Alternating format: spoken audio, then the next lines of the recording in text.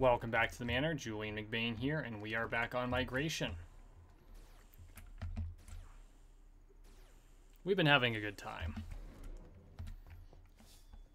And got some stuff I want to talk about. Not entirely sure which way today will go.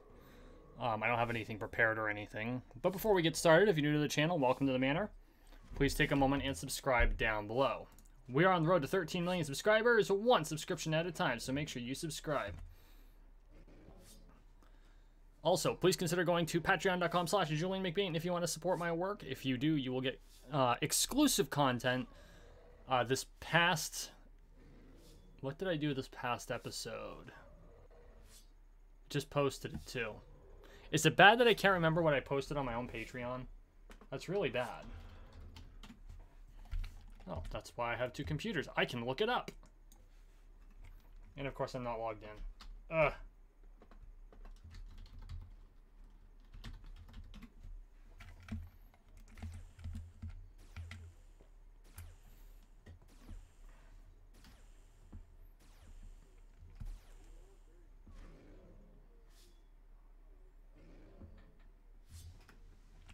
What did I post? Oh, Miles in the Night. I did the reading of Miles in the Night. I'm a dope. Yes, you should totally subscribe to my exclusive, or become a member and get my exclusive content, because I can't even remember what I'm producing. Well, it's been a week. It actually was quite a week, and I'm really glad that it's the weekend. Unfortunately, it looks like it's going to be... It was really nice today. Actually, very hot. I was out splitting wood, and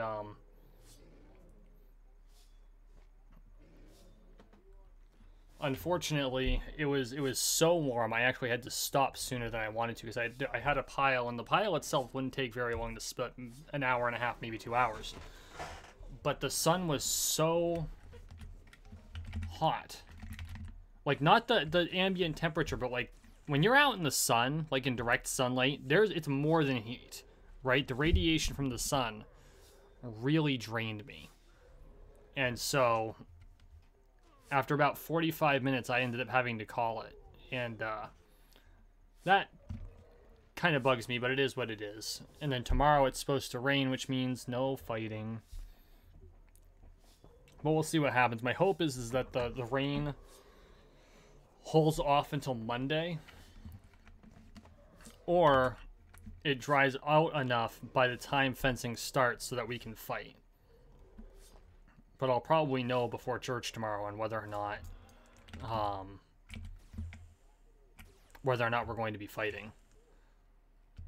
Because to me, that's like... Fighting is a stress release. It is a mental... In a lot of ways, it's a mental escape. But it allows me to just de-stress. And I have had a very stressful month, so of course I have not been able to fence at all this month. Because shit happens. At my job, we have an office and we have so many people. How many people are in my office? I've got myself, my 4 direct reports, and then my boss, and okay, so there's 7 of us. 7 of us in the office. And we're currently, for reasons, which I'm not going to get too much into, we're running 2 offices at the moment. The other office does not have its own staff. Now, that doesn't mean physical locations. These are basically books of business. We're running 2 books of business. And it has been more than twice the workload. So, that's fun. But we're muddling through.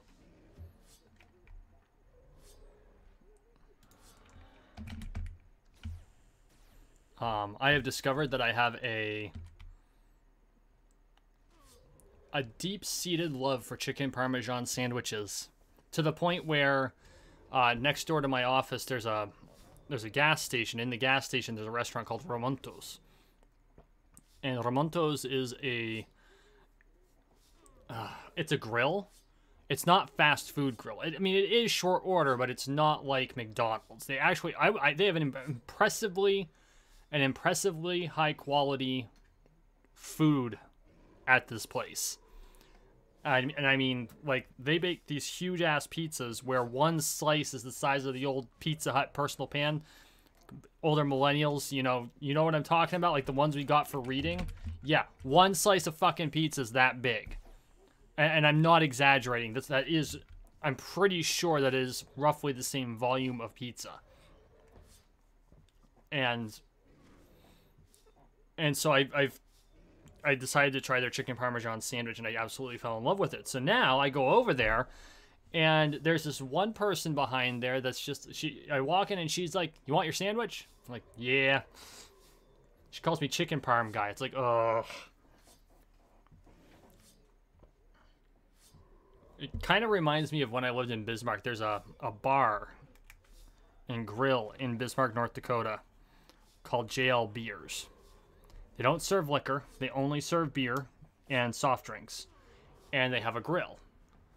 And it's an open kitchen. And they serve what is, in my opinion, the absolute best cheeseburger on the planet. Definitely in America. And I know that there are a lot of you out there. You're going to be getting, but what about Five Guys? No. No. Five Guys Burgers and Fries has nothing on JL Beers. And it's the letter J, the letter L. Five Guys Burgers and Fries couldn't touch JL Beers. The best fucking hamburgers and cheeseburgers on the planet. And if you want to compare, get the Great American. But if you want a truly awesome burger, get the burger that's named after the street that particular location is on. And that's what they do. There's this one burger. It's always named after the street that they're on. So like where I was, it was the 3rd Street. I've traveled to Fargo. It was the 1st Avenue. It's the same burger. It is a barbecue bacon cheeseburger. Okay? Cheddar cheese. With a proprietary barbecue sauce. And I would challenge you to find its equal. Because you won't. And then you walk in, the French fries they're going to serve you are still a potato. They cut them, they fry them, and they put them on your tray.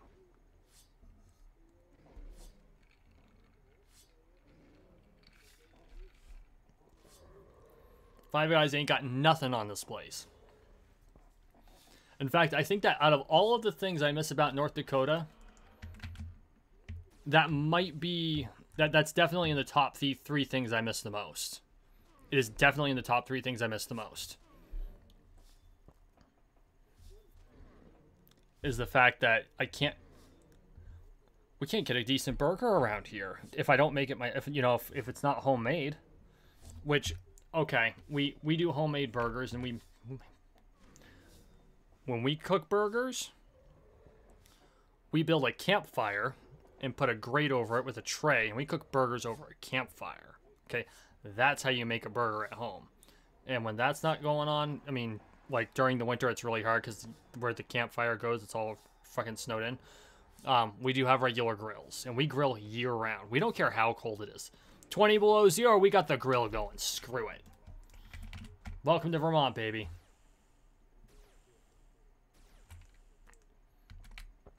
But when it comes to restaurant cheeseburgers, JL Beers has everyone beat. I will say, one thing my hope is eventually this restaurant will achieve national status, right? I would love to see this restaurant achieve like nationwide status. But there is one other chain, and it's in the McDonald's space. It's not in the higher quality, restaurant quality food space. It's in the McDonald's space. And I've been there only once, and I was so deeply impressed. If any of y'all work for the corporate muckamucks at Whataburger, get that shit to New England. I want a Whataburger.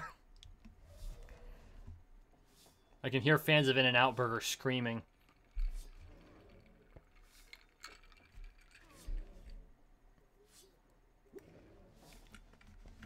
Oh, man. I don't even know how we wound up on food. But yeah. How did we wind up on food? I don't even know where this whole tangent came from.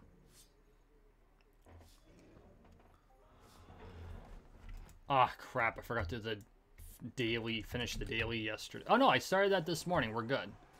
Like, oh, no, I forgot. No, I didn't forget. We're good.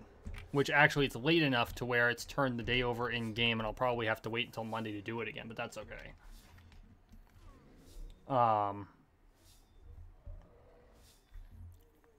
Where do you like to go for burgers? I know I just kind of threw down the gauntlet for all my Five Guys Burgers and Fries fans, and just as much so for the fans of In-N-Out Burger out there. But where do you like to get it? Like, if you're a person who likes burgers, where do you like to get your burger? And if you make them at home, how do you make them at home? Because I'd love to know. Like this, I love talking food. I love food. I am a foodie. It's kind of a miracle I don't weigh a ton because I am a foodie. I come from a family of foodies. We are a culinary family. My mother cooks food as a hobby. Like, she makes full-on family dinners because she enjoys doing it. Not because she's obligated to. She enjoys doing it. My biological father was a saucier at a 3-star restaurant until he fell in the fryer later. Long story. At some point, I will tell that story.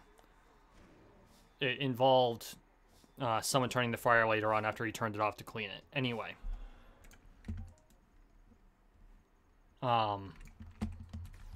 My sister is a pastry chef and a sushi chef. I'm kind of jealous about the sushi chef thing. I would totally go to school just to learn how to become better at making sushi. And you'd think that it's real simple. You just slice up raw fish, you slap it on rice with a little bit of wasabi. No, there's an art to it, right? There is an art to making sushi. And I am not that much of an artist. I can do it, but I am not good at it. I do, however, make a pretty decent traditional onigiri. And what I mean by that is like the actual rice ball where if you have fish in it, it's inside the rice, not laid over the top of the rice.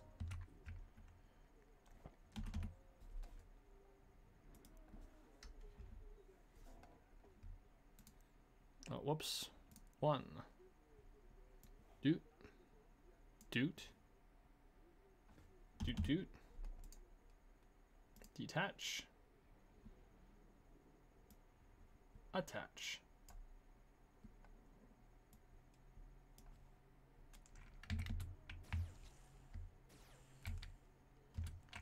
And we got the sword back. There we go. Forgot me leprechaun.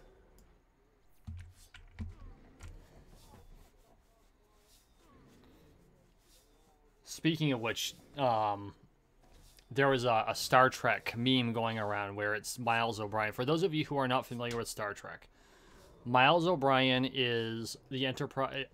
Was in 2 series. He's a transporter chief and engineer, and he's Irish. In fact, he's very Irish.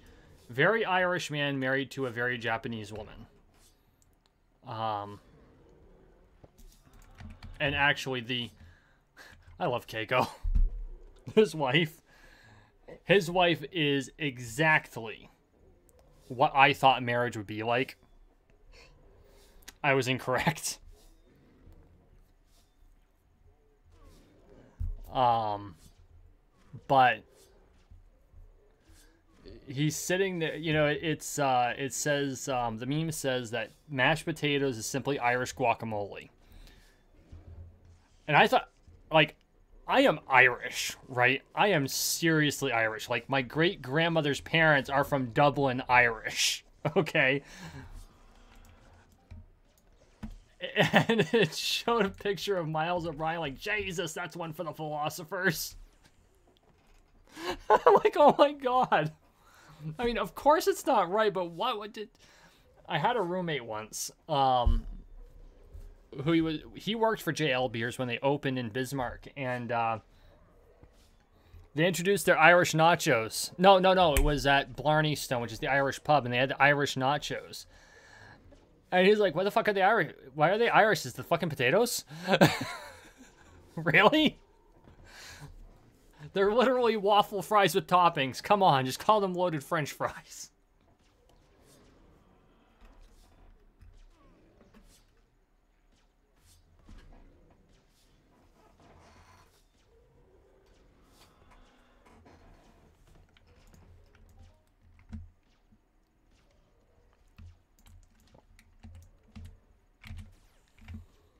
Oh, jeez. I'm telling you, man.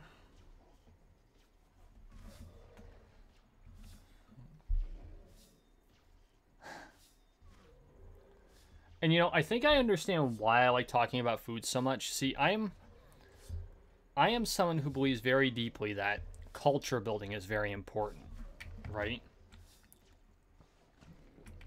I want to build culture. And nothing speaks culture like food. Whole cultures are based around what they can eat and what they could find to eat. So, like, where I am, the things that are big in Vermont, particularly in the area that I'm in, are zucchini. Because in Vermont, if you plant a clever thought, you'll get zucchini. And I'm not even joking. Like, you could literally plant a clever thought and a fucking zucchini will grow. Zucchini. Oh, and by the way, real wood... Okay, so if you're a Vermonter, right? You were born or raised in Vermont, or you've been here a really long time. Like, the Vermont culture is ingrained into you. Then you have real woodchucks, which are Vermont hillbillies. And I cheerfully call myself the white-collar woodchuck because I wear a suit and work in an office all day. And then I go home and I put on jeans and a t-shirt and I go out and split wood, often shirtless, and yard trees out of the woods. And, you know, my family hunts and, like, very blue-collar family. Very blue-collar family. I live a very blue-collar life, except I work for an insurance agent, right? So white-collar job, blue-collar life. And so I joke that I'm the white-collar woodchuck because I come from a very woodchuck family. And woodchuck, besides the animal, which is a type of groundhog, okay? A woodchuck is a Vermont hillbilly for all intents and purposes. Like, we don't have the banjos, but we definitely have it's a subculture. You know, outdoor fires, bonfires. We're out in the winter working, throwing wood all year long. You know, we don't frown at work. And more often than not, we create work for ourselves to do.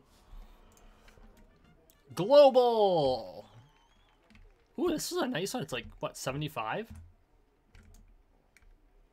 78 ped. Thank you, Mindark. And I'm serious about that. Like, we actually... And my old man is far more guilty of it than I am. But we are good for inventing work for ourselves to do. Okay? So, to quote Rusty DeWeese, who's a comedian local to Vermont, his nickname's the Logger, which, for those of you who aren't Vermonters, a logger is a lumberjack. But we call them loggers. And in fact, my dad, my stepfather, my dad logged with horses.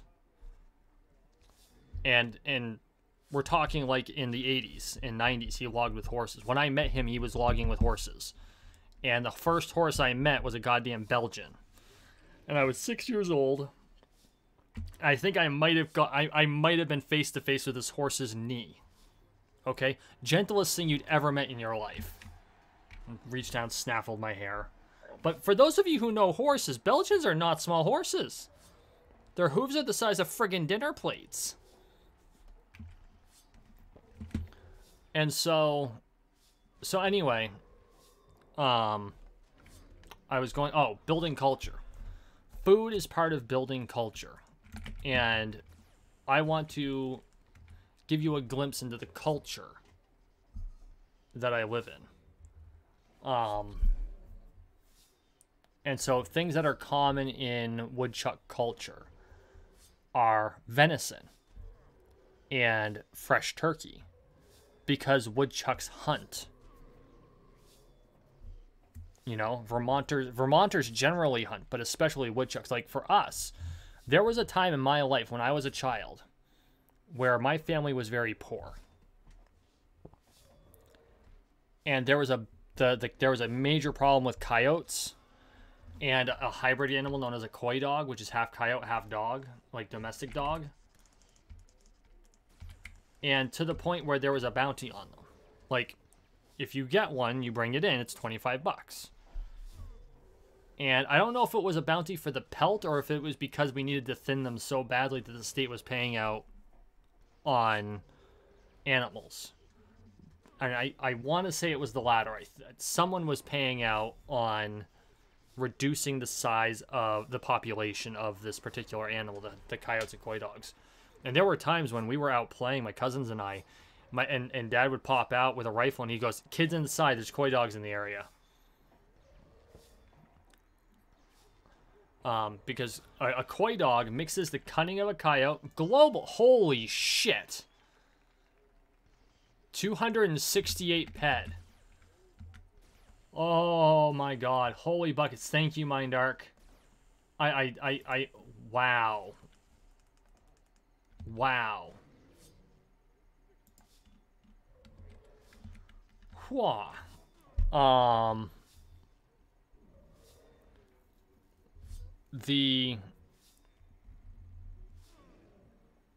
But the culture around that, like, we have venison, I've had moose.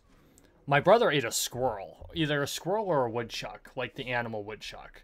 I don't remember which, I'll have to ask my mother, but like he shot one and he's like, "Can I cook it and eat it?" And she's like, "Yeah, but I don't want any." That's on you, kiddo. Like, we've raised chickens for both eggs and meat.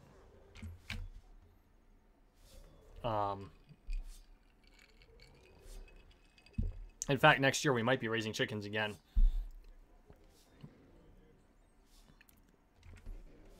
But that's the culture out here.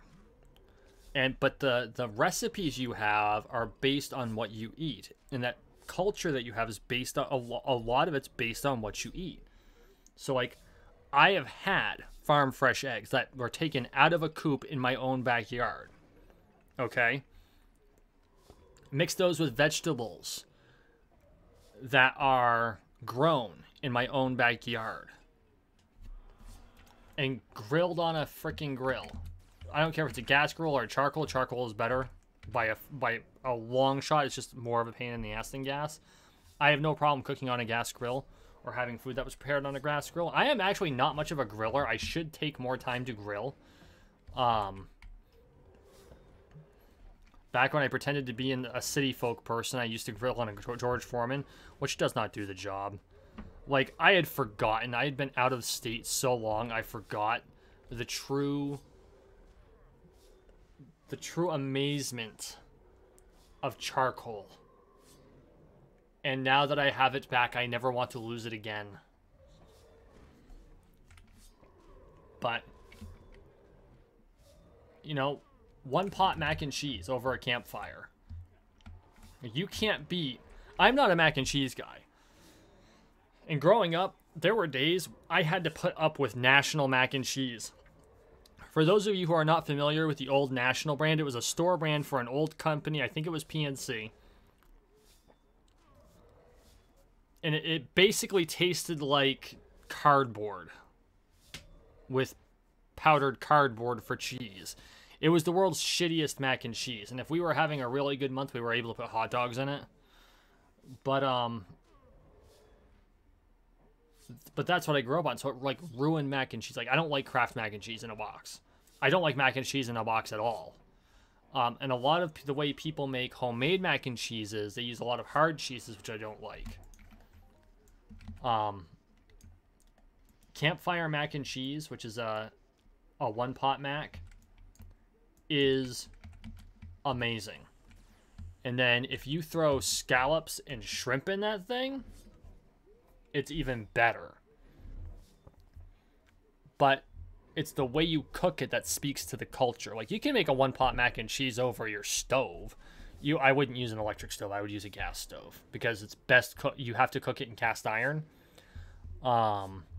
Cast iron, in my opinion, works better with gas, a gas flame or a wood flame, than it does an electric range, in my opinion. I mean, it'll work, don't get me wrong, but like, you can't use a glass top cook stove for it. You've got to have a metal top cook stove. And in my personal opinion, having cooked in cast iron for over a decade, and it's my preferred pan type. Like, I'll use Teflon for eggs because it's just less of a mess. But when I set out to cook like a meal, the cast iron comes out. If I'm cooking steaks and I'm not using a grill, which generally I don't cook steaks on a grill, I prefer them pan fried, it's cast iron. And there is no substitute. Particularly for bison. And there's only one way to make bison steak. Like, seriously, there's only one way you make bison steak. It's kosher salt on both sides, pan fried in a cast iron frying pan over a proper flame, and cooked rare. That is the way you make bison steak. And I will fight anyone who says otherwise.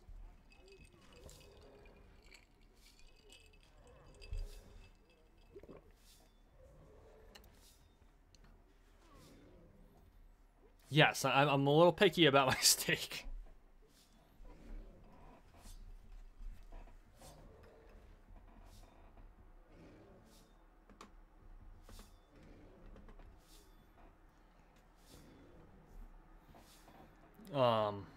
But that's the culture. We cook over open fires. We cook on grills. Which you can be like, well, in the suburbs they cook on grill. No, it's different. Okay. Cooking on a campfire. It's different. You know, we have an outdoor kitchen that consists of grills. And, you know, we come in from the day's labors, which are often significant. A very work hard, play hard culture. And we work hard. Like, I have a lot of, most of my friends live in Burlington, Vermont, which is, it has a Vermont flavor to it, but it's a city. And it's as city as you can get in Vermont. And I mean that, and I specifically mean that. It's like, you can only get so city in Vermont. Vermont is not an urban place. But if you're going to find an urban place, it's Burlington. I know everyone thinks that Burlington is all of Vermont. It certainly is not. But most of them live in Burlington. They're very urban. Very urbanite. And I appreciate when they, you know, I see them post things where it's like, you know, your value isn't based on your production. You don't have to work more than, you know, don't overwork yourself. It's, and I can appreciate it because in the city that is absolutely true. You know, you don't have to do things like produce your firewood to heat your home when you live in the city. You're probably on natural, well, no, in Vermont we don't have natural gas too widespread, which is unfortunate because it's a lot cleaner than oil, but you know, you're probably using an oil furnace, or if you're in a more developed area, then you might be using natural gas. Or you might even have electric heat. We have an oil furnace, but our primary heat source is wood. So, you know, you think about it. I work a 40-hour-a-week job. Okay, it's been 40 hours. Technically, I work 35 hours a week on a normal week. But I work a 40-hour-a-week job. And then I also do all my content creation. And I split 9 cord of wood every summer. We fell the trees, we yard the trees, that means drag it. In Vermont we call it yarding, but you're literally just dragging the trees. We yard the trees, we block the trees, that's when you cut it into blocks you can split.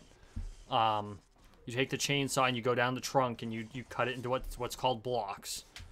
We split, wet, and stack the wood. 9 cord. That is a lot of wood. That's what she said.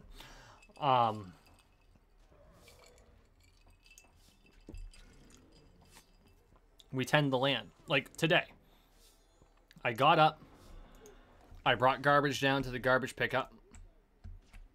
I put my son on doing the lawn. He does a good chunk of the lawn, riding mower. He does about half of it, half of the riding mowing. By the time I got home, he was almost done. And I went, I dropped garbage, I picked up my hunting license, and I came back. He was almost done mowing. When he finished, I jumped on the lawnmower. I went down and did the field area, because we have a road that goes down into our field.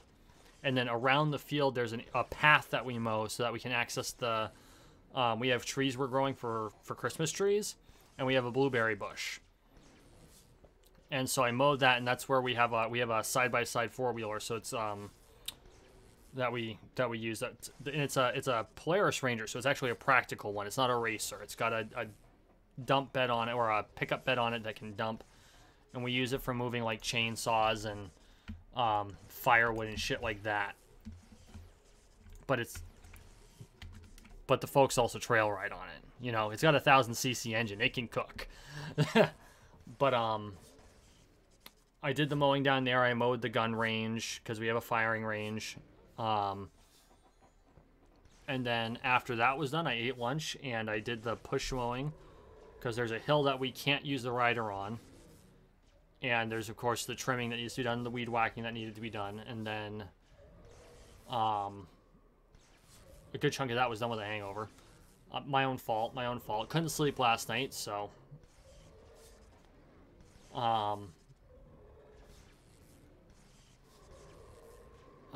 and then after that, I split wood. And by the time I was done, it was 3 o'clock? Yeah, it was 3 o'clock, cleaned up, drove up to Waterbury, Vermont, which is roughly half an hour away, to visit the gun store up there. Just opened up a new facility with an indoor range and everything. And I was looking for targets and ammunition. And they didn't have the targets I wanted, and they only had a single box of ammo in the caliber I was looking for, and it wasn't the type of round I wanted. And holy shit, have ammo prices gone through the roof. But that was my Saturday. Like, that was my Saturday. And tomorrow, if it's sunny, it's church and fencing. You know, welcome to country life. And I know I've got to have people who are rural folk that listen to this. You know, whether you're American or not, you know, if it can't be that much different if you are living in the country in other countries. If you're Canadian, or if you're Mexican, or if you're South American, if you're European. Although I can't say I know much about European culture when it comes to rural life, but this is why, like, I want to go to Japan. And I want to go to Japan, and I don't want to do the tourist trappy urban crap. I want to go to Gifu. I want to go to Hokkaido, where there are farms, country life. And yes, I know the Japanese tend toward the xenophobic. I don't care. I want to visit the places where people live in the same type of situation I live in, and see how similar the culture might be. And the funny thing is that there was a long time where I used to joke, you know, you end up in the holler out there in like Tennessee or up in the mountains of West Virginia, and you hear a banjo, and you run, and then I'm like, yeah, I'd be running toward them now. Like, there was a time I would joke that I wouldn't. No, I'd be running toward them. Because